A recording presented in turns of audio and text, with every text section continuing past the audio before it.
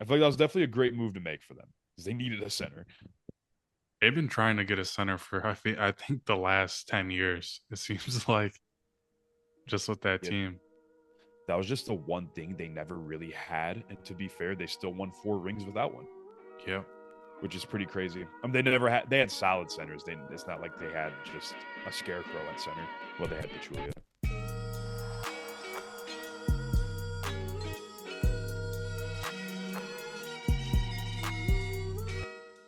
All right, everybody, welcome back to Good Morning Let's Basketball.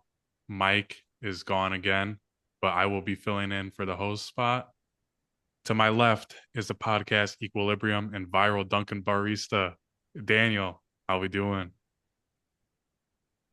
Oh, we're doing good. Just got over a sickness last week. Feeling better than ever to talk about basketball. So let's get straight to it. Yeah, it's been a minute since we had all four people on the podcast. Maybe next week we'll hit it. But below Just in me, time for the season. yeah, but just in time for the season. Below me, we got the chief of security, Big Macedonia, main event Kev. How we doing? Not doing too bad. Season hasn't started yet, and we're already hitting the load management pretty hard because I am taking off next week. It is my turn. You laughing? I'm sure you're taking it off. We'll see. But yeah. Um on the docket we got Fred VanVleet's injury. Start of the Rockets season isn't looking too good.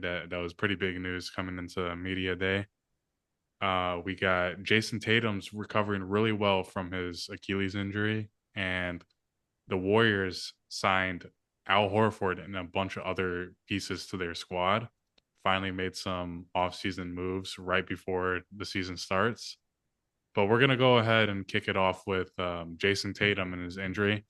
So there's been a video going around of him in the gym working out after the Achilles tear, and there's been even his surgeon saying that he's never seen a player recover from a Achilles tear quite like how Tatum has. And he said he was doing double heel raises a couple of weeks after his surgery, and it's been really he's been progressing along really well. What are you guys' thoughts on Tatum's recovery so far? Man, he ain't tear that. No one comes back from that quick. But no, I mean, seeing the progress is definitely great just because, like, there's already like 3 people we know of that aren't going to play this year. Obviously, Tyrese, Dame. We have no idea when Kyrie's coming back, and Fred. So that's 4, actually, on top of the other, unfortunately, injuries that are going to happen throughout the season. But yeah, seeing him already doing all that stuff and the update that his surgeon gave, like, it's good to see. I think he's on like ESPN or like some talk show the other day, and he was like explaining his injury, and he like cut himself off. He goes, "Oh, by the way, I never said I wasn't playing this year." He said it was like something along those lines, but I think people might be reacting a little too aggressive to the video because like the workouts he was doing. Yeah, it's really good to see him moving already, but that's still so far away from playing in an actual NBA game. Especially because Tatum too, like he plays hard, like he actually plays defense. He's like the main guy on offense. I don't know if he tried doing some defensive slides like we did back in the day in high school, 15 seconds, 30 seconds, 4 quarters simulated. But I know that Achilles would definitely act up when you're doing some defensive slides. So still far away from playing an actual game. There's nothing that you can practice that'll get you back to that speed, but nonetheless, solid to see. I'm happy to see it. Do we see any possibility that he comes back this season? He will. I think he would. It won't be till after the All-Star break, I believe, or right around there, because I believe if he plays and they want him back, they want him back at full 100%. That's when he's most effective. And like I said earlier, like he plays hard. So he's definitely not a guy to take off a couple possessions. They can't have that from him. So yeah, I see him coming back. I mean, I fully believe the Celtics are going to make the playoffs this year. I think they'll even be a playoff team, top 6 seed, to be honest with you. So he'll definitely be around back in time for the playoffs. Perfect timing. We'll have to shake some rust off, but I would probably predict at or right after the All-Star break. Hmm. I I mean, that's pretty quick. Go ahead, Victor. I was just say I did look it up on ESPN, and he is anticipating a return this season. Personally, if I was him, I mean, I wouldn't want to rush a return, but it seems like he's very eager to come back, and he's wanting to be back on the court, and I don't blame him. I mean, during those interviews, he said he felt like he lost everything. He lost his career, lost his endorsements, and with an injury like that, that's and one of the worst injuries that you can get. That's definitely probably going through your head, and it sucks to see. So, I mean, I'm glad that he's doing really well in his recovery. And what I was going to get at is April 1st is the estimated return time for him, which I feel like is really soon. That is pretty soon because I can't remember the exact timeline they have, but like generally speaking, I think they say like an Achilles tear, it's like a 9 to 12 month recovery time. But I feel like that also kind of depends on like what sport you play. Maybe football players can come back sooner, but basketball, running up and down the court, doing quick sprints, pivots, turnarounds, I feel like it might be a little bit longer of a like process to come back. I just really hope that he does come back fully 100% and ready because like it's very rare that someone comes in the league already injury prone. It usually happens like they get one injury, maybe they rush it, maybe they didn't feel heal fully all the way, and then from there it kind of starts stacking up.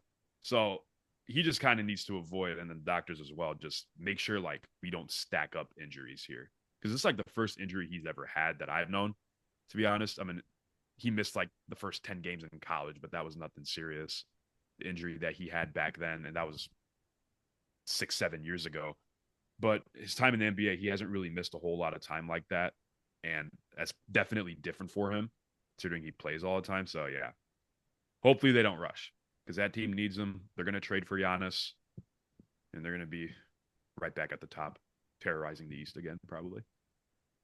I I don't know that much honestly about um ACL tears and stuff like that, Achilles. but Achilles, sorry. It hurts. Achilles, huh? It It hurts. hurts. Yeah. My question would be, what I think I've heard is that they don't quite know, or at least in like I remember seeing like about the Tyrese Halliburton injury, and they were saying like they had no reason to think that he was going to tear it. It just happened, right? So like they No, with the huh? I mean, it's not that they Do you know didn't know. They didn't know, but there was signs that he it probably shouldn't could? have played. It's because he had a calf strain. When you Yeah. have a calf strain and a calf injury, it makes it more likely when you're playing at high level for you to actually tear your Achilles. Now, you don't think about that, and they didn't think about it like, oh, you might tear your Achilles. Like, don't play hard tonight. This might happen. You don't want to put that bad voodoo out there. But that likelihood is increased. Yeah.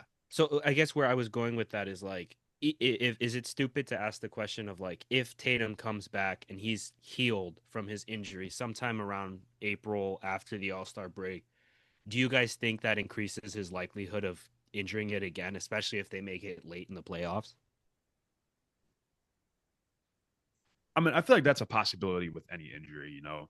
Tear your ACL, you're always going to have the thought in your mind, like, what if it happens again? Same thing with breaking your arm, breaking your nose, whatever the case. Are there Achilles braces? I know there's ankle braces, armbands. I don't know if that's a thing. That probably sounded incredibly stupid. But like on top of the doctor discussion, I feel like this dude might have went to Latin America and got some stem cells, which isn't So illegal. A lot of people can do that. You can't do it in America, actually. That's why everyone goes overseas or like Germany. I know a lot of people go to Colombia. I think a lot of fighters go to Colombia to get it. I'm wondering if he did that because it's a good procedure. It makes you come back from injuries like that a lot quicker. So I'm wondering if that's what they did, but they would never disclose that. Yeah.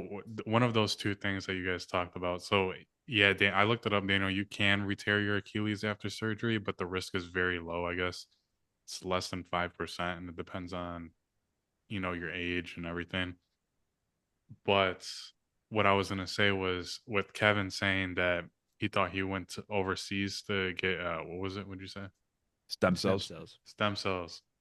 When I was listening to the podcast, and he was saying that there's a new surgery on on these Achilles tears called the speed bridge repair, and basically that that has increased like the recovery time and has even made it better for these athletes to come back from the injury.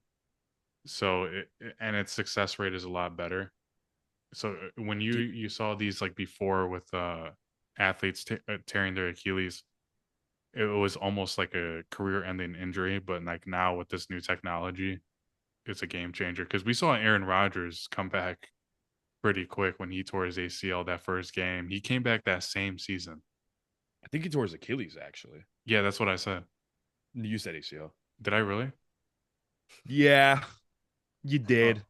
But on top of like back to the discussion of like re-tearing it, like Westbrook, KD, both those guys tore their Achilles and they came back fine, never retore it.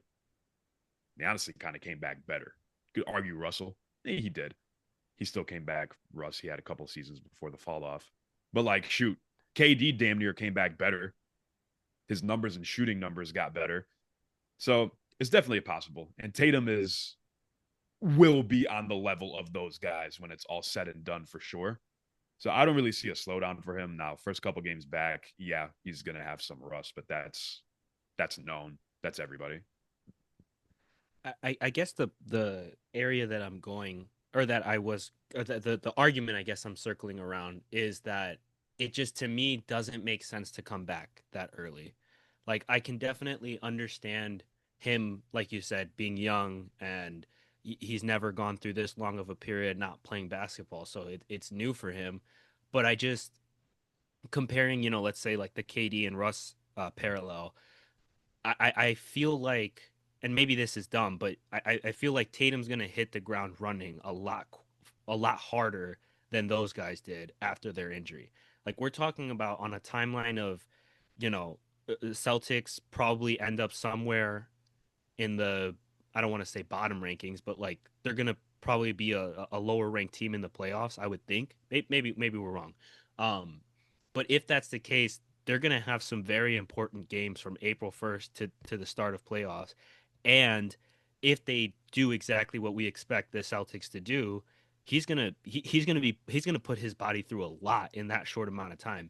So I'm not necessarily saying he's gonna re-tear his Achilles or anything like that. I guess I'm more so just saying like why risk putting your body through that, for a couple months of play. I mean, I guess it's to win a championship, but it seems like the better option would just be to go with what was already established, which seemed to be the Celtics were gonna take this season as a, okay, a loss pretty much. Not under not under Psycho Missoula. But the odds of him coming back and right away being in the starting lineup and playing 35 plus minutes a game, that's definitely not going to happen. They're not going to allow that. No one comes back right away and they start playing right away. So they're definitely going to ease him into it, just like they do with everybody else. But also, like you said, let's say in this scenario, best case scenario, he does come back August 1st, first game back. I almost don't want to consider it saying he's coming back too early because obviously the advancement with the medical field and technology, this is a possibility now. You don't have to sit out a year or a year and a half because of this Achilles tear. Like KD, when he tore his Achilles, that was game whatever of the finals, game 3, game 4, which was probably in like June, and he didn't come back until the he sat the whole entire next season, and then he came back the season after. So he was out for a long time. We didn't watch KD play ball for quite a freaking while. And even D Rose, his injuries, he was out for a really long time too when he tore his ACL, and he tore it pretty bad. So, like you said, with the, I guess, advancement with medical tech, maybe it's not too soon. Maybe this is just what it is now. It's a good point, honestly, because you're right. Like I feel like from 2017 to like 2021, we saw all kinds of different injuries, especially during that stretch where the Raptors won. And yeah, like you said, like I just remember being like, oh yeah, he's still gone, and it would be like a season and a half almost that these players were out, and it was varying different injuries, but you're right, it could just be the new wave. I mean, that was also 6, 7, 8 years ago. You know what I mean? So things things have changed, and I kind of agree with you. It might just be a new era of players coming back quicker than we expect. Any final thoughts on Tatum? Heal quick, big deuce. All right, moving on. We got some other big injury news with Fred VanVleet. He tore his ACL and is going to be out for the remainder of next season. And this is a pretty big news going for the Houston Rockets because they had some championship aspirations. What are your guys' thoughts on Fred VanVleet's injury? Man, as NBA fans, we just can't have nice things. Obviously, it was a big thing with the Rockets acquiring KD. They addressed their biggest issue in not having much offense and then adding Kevin Durant. And now the two offense they did have, one of them is down. So it's almost like they're back to square one. And that sucks because the backups that they have at point guard in Houston, they're going to have some big shoes to fill. Fred VanVleet was the best playmaker by far on the team. Like I said last season, he was the only form of offense that team even had. But we look at some of the backups, Reed Shepherd, JD Davidson, Aaron Holiday, they're stretched kind of thin at point guard. Now, if Reed Shepherd is everything they were hoping to be, he's definitely going to have to step in this year and actually get some NBA minutes. I mean, they spent the third pick in the draft on him. I would hope by now and by this point that they think he's ready and good enough to play. Problem being is, like, can he pick up the slack? Or are they going to approach it as, like, all right, hopefully we can use these other guys to take some slack off of you since you're new. But I don't know if they can approach that now with Fred VanVleet being out. With him being in and not hurt, they definitely could have approached it like that. But now it's like, I have no idea who their starting point guard is going to be. It's going to have to be Reed Shepherd, right? ESPN has, and I know this is not by any means trustworthy, but their depth chart has Amen Thompson as the second starting point guard. Which, like, I think I think what makes more sense is Reed at one, Amen maybe at two, and then Tari Eason could maybe slip into that third spot. Nah, I'd probably go KD at the three. I think I don't that's probably not up to date yet, just because the season hasn't started yet. But if I had to guess, they're probably gonna go with Reed starting if they don't sign any of the free agents left available. I know there was talks of Westbrook potentially going to the Rockets, as a lot of people were hyping that up, a reunion with him and KD. Do you guys think that Westbrook could play a vital role there in Houston? Dude, now it kind of makes sense to get Westbrook.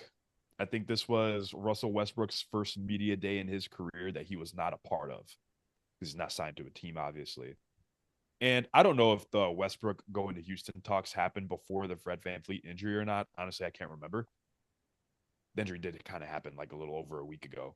But like it makes sense now. If you're not going to throw him in the starting lineup, it would at least benefit the team to have him there. Because I do believe he can be a great mentor for some of the young guys like Reed Shepherd, like JD Davidson. Wow, that's actually crazy. JD Davidson might be the backup point guard. This dude's been floating around the G League his whole life. Now it's like, all right, we were the 2 seed last year, and you're stepping in, boss. You see that guy over there? You see 7? Pass him the ball. That's essentially how it's going to go. But, dude, we know what Westbrook is. We know what he can do. He's going to affect the game, whether it's in a horrendous manner or an amazing manner. He's going to make an impact. And that's kind of what we might need in Houston right now, not having Fred VanVleet there as the playmaker. So if Russ can be his normal hustle self, make some plays for them, give you an occasional 3-point shot here and there, don't go too crazy, I think he can definitely be effective. He's not going to be very expensive to get. They can most likely get him to a vet minimum or like a 1-year, 2-year, $5 to $7 million. I say at this point, it'd probably be in their best interest to definitely go and get Russell Westbrook. I agree. I mean, I think it, like you said, it is a no brainer. My only question is, like, is the beef still there? I mean, can Westbrook and KD actually still play on the same team together? I don't think the beef is still there. I think there's been recent stuff about that, and both KD and Westbrook have said that they're perfectly okay with each other. I think they still have a good relationship. So I don't think that will factor in at all. I think the main question is if Westbrook goes there, is he going to be starting or is Reed Shepherd going to be starting? I would probably assume that Reed Shepherd's going to start for a little bit, or maybe Westbrook. I don't know. I I don't. would This I would assume it'd probably be in their best interest to start Reed. That way they have some kind of leadership off of the bench because they're I see Houston playing around with the starting lineup a good amount this year. Still got Dorian Finney-Smith. They got Tari Eason who balled out last year. They just paid Jabari Smith not too long ago. So they have a lot of wings on this team that are definitely good enough to start. I'm anticipating for DFS to get the start because I mean the dude he can make such an impact on any team he is. He's one of the best 3-and-D players in the league. And man, sucks the Lakers lost him because he was going to be very good for them. I know he didn't have much time there. But yeah, I think Westbrook would be like the perfect person to lead that young squad off of the bench. We saw him do it in Denver. This is the best season he's had in a really long time, and we know he's capable of it. So, say at that point, get the young guy to start. He can roll with the starters because they're going to need some leadership off the bench because the bench is pretty young and pretty inexperienced as well. They didn't make it too deep into the playoffs last year. He basically did the same thing for the Nuggets last year, where it's just he comes in, plays a role off of that bench, and then for whatever reason, I mean, in the case of the Nuggets, it was because of injury, but I think he definitely can play that role really well.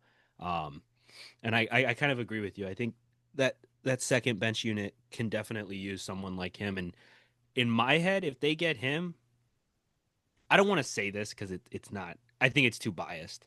But I wasn't too excited on Houston. Like when I had a conversation with someone about like, oh, this season's going to be really, fun to watch. My mind immediately went to a lot of different teams other than the Rockets. Like, Mavericks get in there, Nuggets get in there, Lakers, Warriors, even Clippers.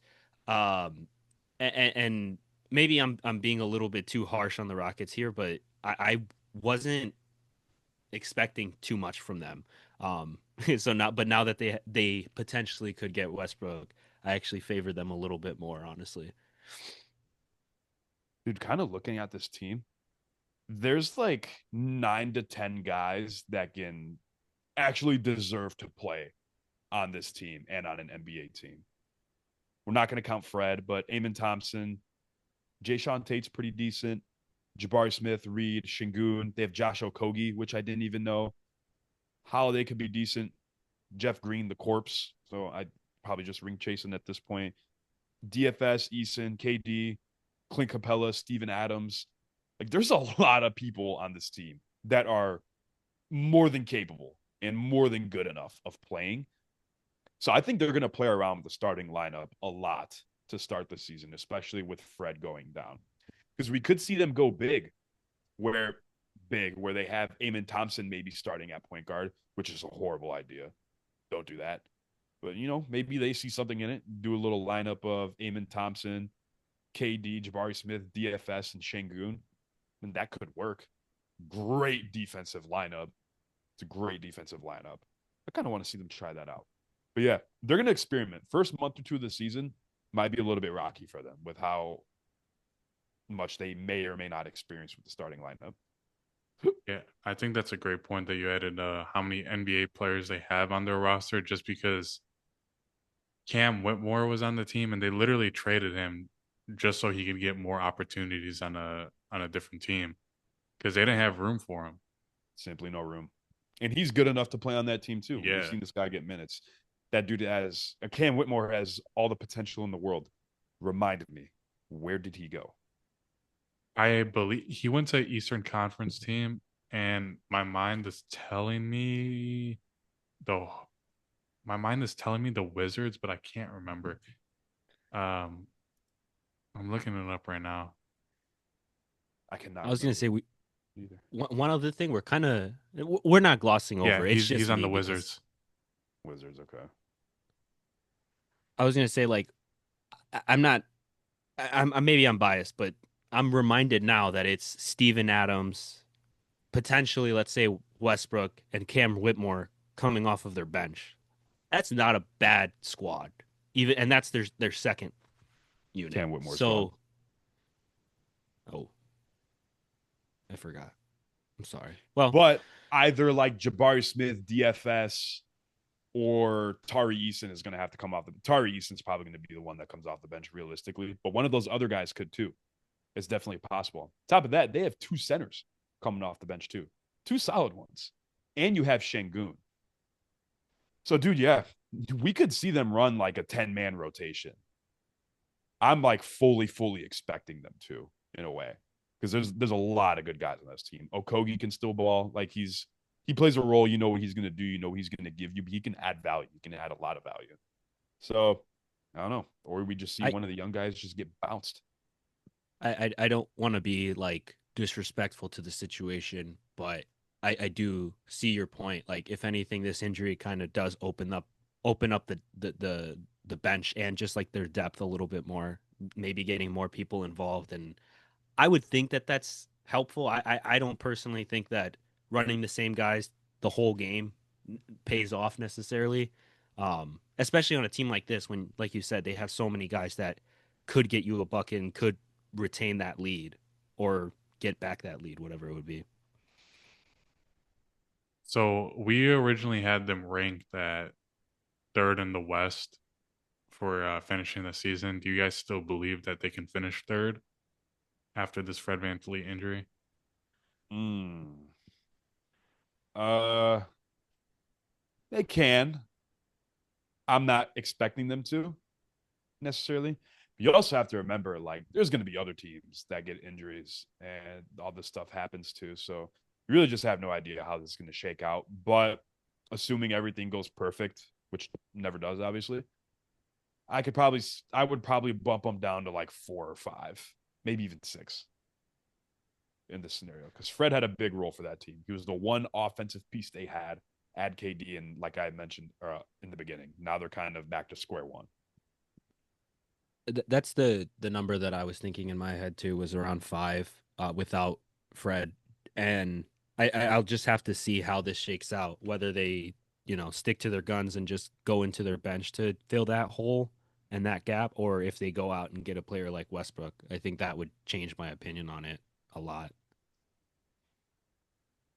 Yeah, I mean, like you guys said, I think similarly, like fifth is probably like the lowest they'll go, and then third is probably the highest. I don't see them finishing outside of that. But I mean, very well, it could be. Just it depends. I really don't.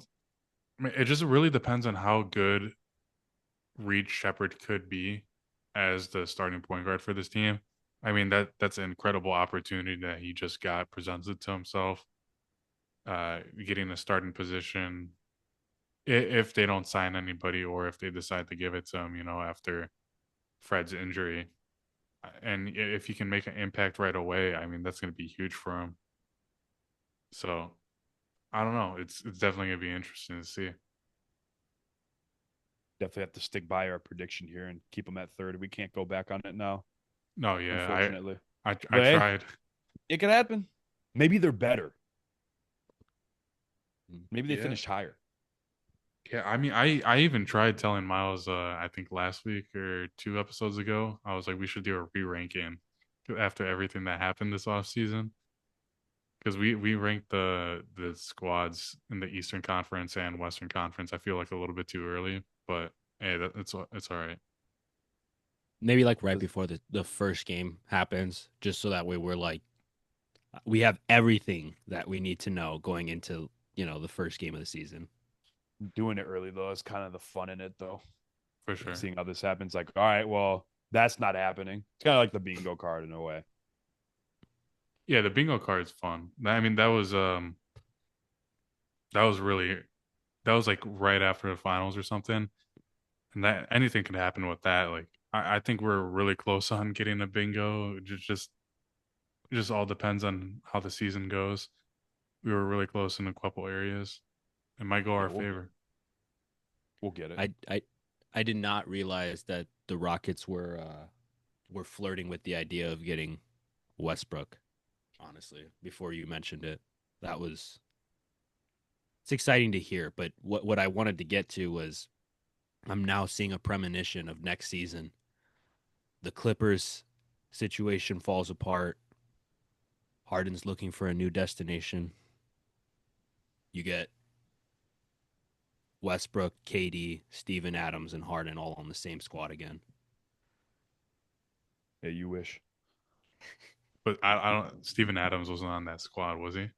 Yeah, he was. He was a starting center. Was he He really? I was. can't remember. Yep. It was Westbrook.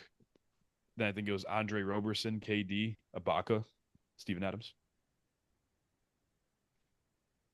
I can't. Okay. I honestly can't remember Because I if he thought it played was with Harden, but I know KD and Westbrook.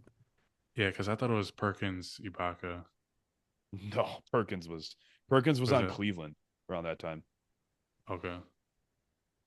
I can't remember. That was a long time ago. Perkins was on the finals team, starting center, back in 2010, 2011. Could we see the return of the old school Thunder? They're not the old school Thunder. Well, That'd be very interesting. But there's no way. I think KD and Harden might have beef from the Brooklyn Nets days. are you being for real or no? No, I am being for real. Because I remember after Harden had got traded from Brooklyn to Philly, there was 2 picks left in the All-Star draft, and KD had the pick. And it was between James Harden and Rudy Gobert. And he was like, yeah, man, I think I'm going to need some size on my team. And then everyone started laughing because they knew why. That's the one where Really knew that's the why. one where that's the one where LeBron was like like this when he was picking his he was like, "Yeah, I think I'm going to go with some length and versatility." So he had to pick him or something. Excuses. Any final thoughts on the Rockets? Cooked. All Get right, Westbrook. all right. Moving on to our final topic, we got the Warriors are finally making some offseason acquisitions, and they signed Al Horford, and they also made some other moves as well. I would let me list those. So they signed Jonathan Kuminga to a 2-year, $48.5 million deal. And it says that they're probably going to explore trades when he becomes eligible in January. Seth Curry has signed to Golden State. Not Steph, Seth. That is correct. You heard that right. And there was one more. D'Anthony Melton also signed back with the team. Am I missing any? Do you guys remember? I think that's it for right now. Oh, Gary Payton re-signed as well. Yeah. I mean, dude, picking up Al was definitely a pretty solid pickup. According to Shams, he is going to be the starting center for the Warriors. Yeah. So I'm imagining the starting lineup to look something like Curry, probably Pods, Jimmy, Draymond, and Al Horford. That's a pretty solid starting lineup. Very underrated defensively, too, I will add. Al Horford can still ball. And I think he definitely fits that team like perfectly. We could see him do the screen and roll, the pick and pop in Boston, did it for very, very, very many years. And now he's on a team that probably is going to be a little bit faster and likes to chuck him up a little bit more, obviously, with Curry. But yeah, dude, I think he's going to fit in to the Warriors really good. Only thing is, it's his 19th NBA season. And he was great last year. He was. But everyone slows down eventually. So I don't want him to get there. And then it's going to be one of those pictures where it's like Hakeem on the Raptors. But now we're talking about Al Horford on the Wizard or the Warriors. But I don't know. I feel like that was definitely a great move to make for them because they needed a center. they've been trying to get a center for I think the last 10 years. It seems like just with that Yeah, team. that was just the one thing they never really had. And to be fair, they still won 4 rings without one, Yep, which is pretty crazy. They never had, they had solid centers. It's not like they had just a scarecrow at center. Well, they had Pachulia, for sure. But I who I was, mean like they've been looking for like a all-star superstar level center and they've just never been able to get one, it feels like. I know, I wanted them to give Vucevic Oh yeah, that would for have been for nice. like the past 2 3 years. I thought they were gonna get him. That's I like very like a lot of points. I didn't even care who we got in return. I just thought it'd be a funny trade to see. Yeah, we would have got 0 draft picks and Probably Gary probably Payton, yeah, probably Gary Payton.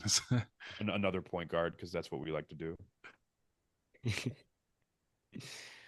I really like Al Horford. I'm a big fan of his game, and I think he does still have some skills to offer a team. I mean, he's coming off of a championship with the Celtic. Or no, jeez, I'm sorry. That was a little bit longer ago than I remember. Having a little bit of deja vu. But yeah, no, I think he's still got a lot to offer a team, and especially like the Warriors, they'll obviously, acclimate him well. What I'm concerned about is matchup wise. He's going in. I mean, I guess he's experienced. He had the Eastern Conference centers, but I am I crazy for thinking maybe he might have a little bit more trouble in the West? Yeah, because like they're not expecting this guy to come in and dominate. He's clearly there to fill a role. And the way the team likes to play, he can stretch too. I've seen this guy hit threes in a game that made me want to tear my house up. Just pisses me off when he blocked Giannis. Like he can still ball. Thing is, can he do it in year 19? Is the main thing. Played 60 games last year, so he can still played a vast majority of the season. Averaged 9 6 and 2. So the guy can still go out there and produce a lot better than some of these bum rookies or second or third, fourth year guys that just suck, just never shake Name him. out. Any rookie center that's ever came by that hasn't been Wemby or Chet. You know what I just realized? Do you guys remember I think it was I think it was Boston's run to the finals when they won when Jimmy Butler went like this to Al Horford with the timeout. Yeah, because Al Horford did it to him first, and then a couple games later, Jimmy Butler did the same thing. Horford kind of did it off to the side, but Jimmy Butler made it like known. He like made sure he saw him and did the same thing. I thought it was pretty funny. Now they're But yeah, man. teammates. Hey, now you got those two great competitors on the same team. I still think they're gonna suck, but it's cool to see. Where did we have them ranked? Did we have I was just about to ask that. I think we had them 10th or ninth. I want to say. I Hold didn't put on. them too high. So whatever spot they're in, I know it's probably I probably got outnumbered. We had them I 8th. think we wow. Eighth. Eighth before the Al Horford trade. Eh, still don't hate that. Yeah, I don't I hate feel that like either. I would still probably keep them there, to be honest. Like, yeah, they added pieces, but like, man, some of these other teams in the West, bro, they're just so young and so good that I don't think adding Al Horford, 19-year NBA veteran, it's like, oh yeah, for sure playoffs. So he's good, but I don't think he's going to make that massive of an impact. Yeah. They're definitely not breaking their 2016 record, that's for sure. So I just want to point this out. So the Warriors were 22-5 with Steph Curry and Jimmy Butler last year. And they did do really good at that towards the end of the season. What do you guys does this adding Al Horford and them adding Seth Curry and DeAnthony Melton back to their roster and signing back Jonathan Kuminga, all these moves that they just did and how they performed last season, do you guys think this can carry over? And yeah, it can. The records to close out the season are always a little funky because injuries by then have probably stacked up.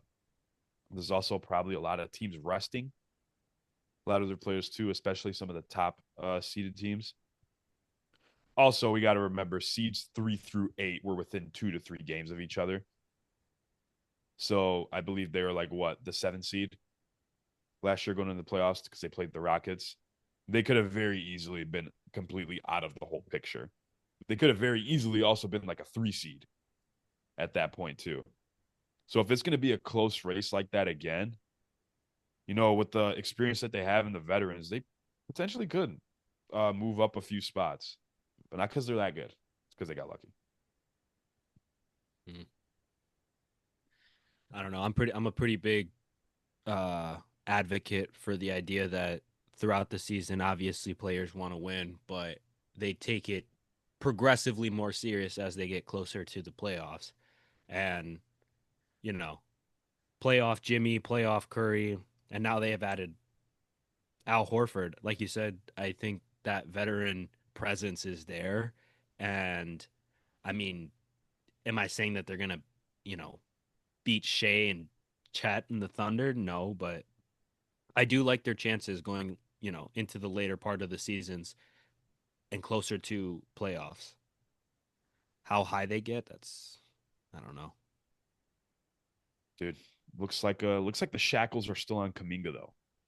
Because I think we had Yeah. talked about it last pod when he just had walked into the Warriors front office and was like, "Do you guys even want me here?" And then they slid him 25 million a year, and he was like, okay, I can sit on the bench 2 more years." Well, he only had 3 options. I don't know if you saw that. I saw the article and took it for face value. Okay. Yeah, he had 3 options for his for the deal that he could get. So they're still looking to move him by January. That's when he becomes eligible for them to be able to trade him. So probably All-Star break he's on a new team. You think right then and there? I mean, But this relationship has not been pretty.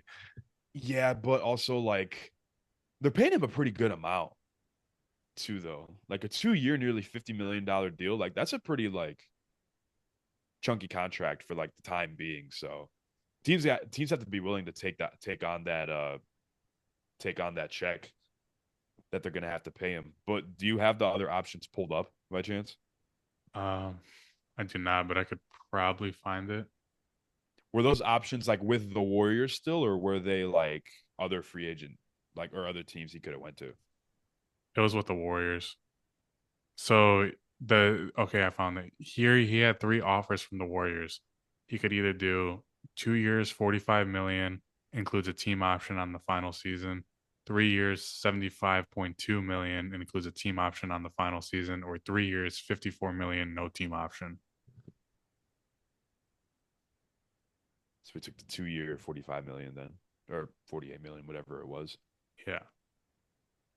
I don't know, 3 for 75, and you get that option. So no option with this deal right now. He has a team option on the final season. So after So, this year, yeah. okay, they can get a quick 25 million and then call it and go somewhere else. But yeah, I want to know what other teams threw him. If any other team even did, I'm sure some teams made calls about him, whether it was a trade or, well, it would have to have been a trade because it was an extension. But yeah, they're probably still shopping him. Like you said, I mean, as soon as January 1st hits, we could see Jonathan Kuminga traded. This is kind of just part of the outlook here for the team. But yeah, we'll see, man. The guy has talent. He definitely deserves to play in the NBA and have like an actual role on a team. But I was not expecting to see that. When I saw the picture of Jonathan Kuminga and it said breaking news, I was like, oh my God, they did it. Because I was at work today and I was like, no, he signed for longer. I said, that's not what I was expecting. I thought they finally got rid of him. They He just is. need What to. are you saying? I was just gonna say they need to cut him loose. Let that man breathe. Yeah, dude, Let he that man is. find his star. Sorry, go ahead. Go ahead. No, was to say he's just like stuck. Like I don't know how to explain it. Like we've never seen an NBA player in prison. Feels like he's almost in prison.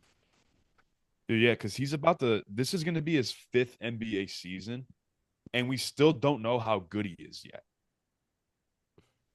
Let him He go. must he must be insane. I'm still going with this idea that like after Curry leaves or after Jimmy leaves, they're gonna be like, oh yeah, like Kaminga's our ace in the pocket or whatever phrase you want to pick. Like he just comes out and he just balls out. That's my expectation. If you're giving him 25 million to sit on the bench and watch the other players. But by the time Curry and all them guys retired, he's gonna be too old. Yeah. Well, because he was going into the 2021 NBA draft, or even like the season before, he was like the projected #1 pick. And I think he might have had an injury or he went and played overseas. So I think people might have lost track of him a little bit, but he was the 7th pick in the 2021 NBA draft. So, like, they spent a pretty high draft pick on the guy. He has the talent. I just don't know if the team has the belief in him like he might, or even we might. Is it a belief thing, do you think? Or is it just, I mean, because I feel like on every single squad, like he's just not been able to find his place, if that makes sense. They haven't been able to squeeze him in, if that makes, yeah. Well, I mean, he's got to play at some point. He's only 22 years old. He'll be 23 this week. Yeah. And you look at He's guys younger like than, Ant and what they were doing at 23 just last year. It's like, now he's definitely not on the level of Ant, but like this guy can ball, bro. He has so much talent. He's so athletic. He could be so freaking good. He is so freaking good. But man, it was almost kind of like a curse him going to the Warriors. I remember when I saw him go there and I was like, damn, that's gonna be scary. And it's scary, but for the wrong reasons. So we don't see him. Yeah, there's been a lot of Daniel to answer your question. There's been a lot of stuff with the front office. Him and Steve Kerr have been haven't had the best relationship, so that's why he hasn't been getting the playing time they should be getting. I don't even think they let him is, play in the G League. is that real? Really? Like he's been vocal about having issues with Kerr and stuff. I'm pretty sure, yeah, like that's what happened last season. I thought that was kind of just everyone's assumption of what the situation. I think it was, and then it came out to light. When the guy went to the front office himself and said, Yeah. "What are we doing here?" So clearly, someone has a sour taste in their mouth. Yeah. Any final thoughts? Release the cum bucket. I like that. I don't want to steal his, but yeah, release Kaminga. Let him let him flourish somewhere. Give him to the Bulls. There we go. Send him to Charlotte. I have a prediction. He's gonna get sent to the Trailblazers once he I gets was traded. literally just like thinking that I in think my he would. mind. I think he would be fitting well on that team. I don't know. Or he can go to the Rockets and join the wing committee that they have going on right now. Yeah. Yeah, probably not. Detroit. I said it last episode. Send him to Detroit. He'd be sick Well, in Detroit. what would they offer? It'd be nasty. Doesn't matter. Nothing. Playing time. Hey, you'll play here. Yeah. Okay. Signed. But yeah, free Kaminga till it's backwards. GMLB family, that's going to be a end of this episode. If you enjoyed it, please give us a like and subscribe. Make sure to follow us on all our social medias, with that being IG, Snapchat, and TikTok and YouTube. And make sure to give us a rating on Apple Podcasts or Spotify. And we'll catch you in the next one. Peace.